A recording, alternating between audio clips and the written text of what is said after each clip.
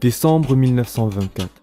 Dans un village de l'Ouest camerounais, un enfant voit le jour. Il deviendra plus tard une figure centrale des luttes pour la liberté et la justice. Mais à quel prix? Aujourd'hui, nous plongeons dans l'histoire d'Ernest Ouandié, un homme dont la vie a incarné la résistance et le courage.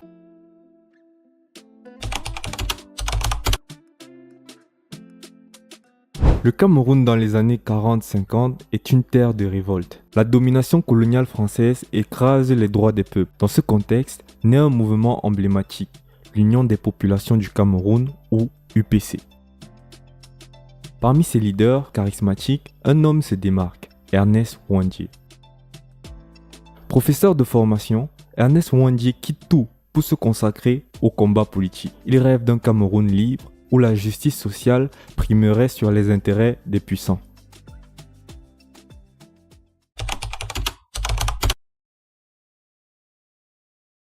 Mais ce rêve n'est pas partagé par tout le monde.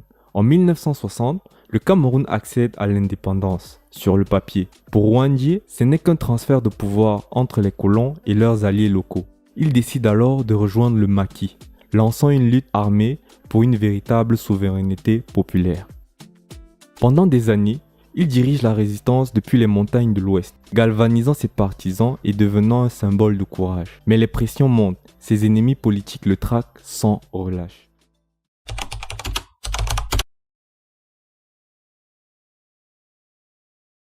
En 1970, après une traque implacable, Ernest Ouandié est capturé. Son procès s'ouvre rapidement. Pour beaucoup, ce n'est qu'une mascarade judiciaire, destinée à faire taire une voix gênante. Pourtant, face à ses juges, Ouandié ne vacille pas.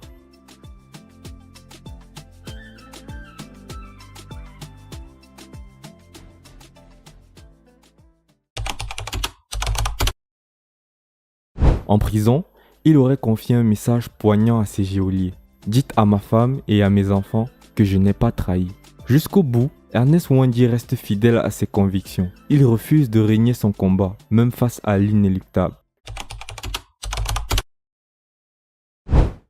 Le 15 janvier 1971, Ernest Ouandié est conduit sur une place publique à Bafoussam devant une foule rassemblée pour assister à son exécution. On lui propose un bandeau pour les yeux. Il refuse, le regard droit et digne. Il affronte son destin.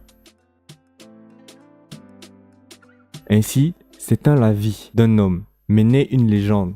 Ernest Ouandié devient un martyr, un symbole immortel de la lutte pour la liberté. Aujourd'hui, l'histoire d'Ernest Ouandié inspire encore des générations. Son combat rappelle que la liberté a un prix, mais aussi une valeur infinie. Il est un exemple de courage, de dignité et d'espoir. Ernest Ouandié aurait eu 100 ans en ce mois de décembre.